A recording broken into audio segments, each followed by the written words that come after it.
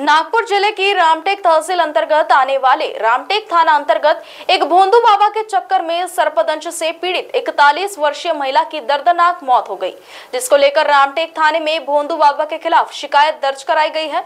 प्राप्त जानकारी के अनुसार खंडाला गांव निवासी मृतक कल्पना बोंद्रे 9 सितंबर को शाम 3 से 4 बजे के बीच अपने खेत में काम कर रही थी। इसी बीच महिला को सर्पदंश होने का एहसास हुआ, जिसके बाद परिजनों ने महिला को चिकित्सालय न ले जाते हुए एक खंडाला गांव में भोंदू जड़ी बूटी बाबा के पास ले गए। बाबा के द्वारा किए गए उपचार के बाद भी महिला की तबीयत और बिगड़ने लगी, जिसके बाद परिजनों ने वाइल्ड चैलेंजर ऑर्गेनाइजेशन के अध्यक्ष राहुल कोठेकर से संपर्क किया, जिसके बाद महिला को रामटेक उप जिला रुग्णालय पहुंचाया गया, जहां डॉक्टरों ने महिला को मृत घोषित कर दिया।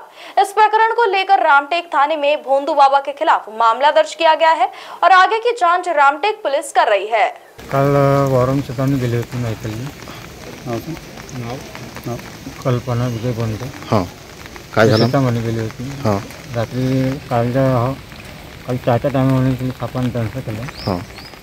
मला फोन आला 4:30 वाजता, तुमच्या कल्पना सापान दंश केलं, तिथे नेवाले मी तिला नेवाले गेलो। नेल्याच्या नंतर मग तिला मंदिरामध्ये आणले, ती काय जडीबुटीची औषध केली।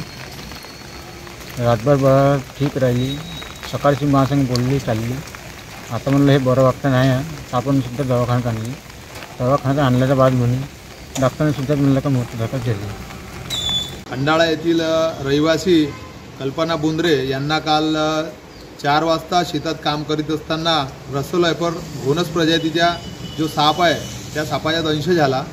दंश झाल्यानंतर त्या महिलेने आपल्या घरच्या लोकांना सूचना केली, सांगितले की मला सर्पदंश झाला आहे।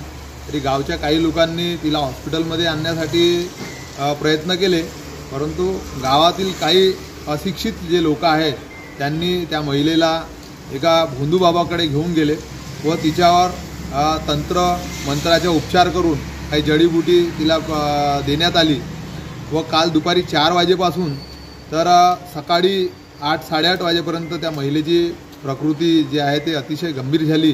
त्या भोंदू बाबाने सांगितले की तिला कोणत्याही हॉस्पिटलमध्ये नेण्याची गरज नाही, ती आपोआप सुधरून जाईल, दुरुस्त होऊन जाईल व सापाच्या विषाच्या तिच्या शरीरावर कोणताही असर होणार नाही।